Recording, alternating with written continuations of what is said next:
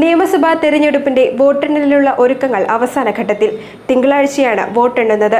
കോതമംഗലം നിയോജക മണ്ഡലത്തിലെയും മൂവാറ്റുപുഴ, പിറവം മണ്ഡലങ്ങളിലെയും വോട്ടുകൾ കോതമംഗലത്താണ് എണ്ണുന്നത്. രാവിലെ 8-ന് ആരംഭിക്കും.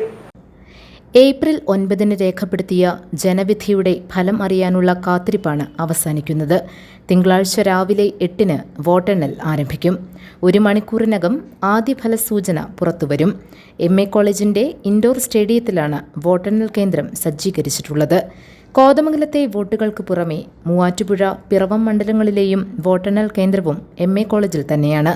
3 മണ്ഡലങ്ങളിലെയും വോട്ടെണ്ണൽ കേന്ദ്രങ്ങളിൽ അവസാനഘട്ട ഒരുക്കങ്ങൾ പൂർത്തിയാക്കി വരികയാണ് ഉദ്യോഗസ്ഥർ.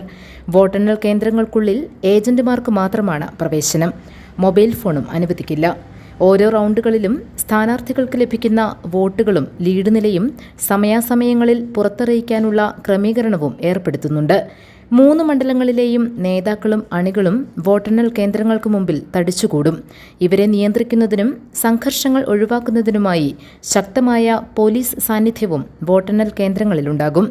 ഉച്ചയോടെ ഫലപ്രഖ്യാപനം പൂർത്തിയാക്കാനാകുമെന്നാണ് കണക്കുകൂട്ടൽ. GTV news, Kothamangalam.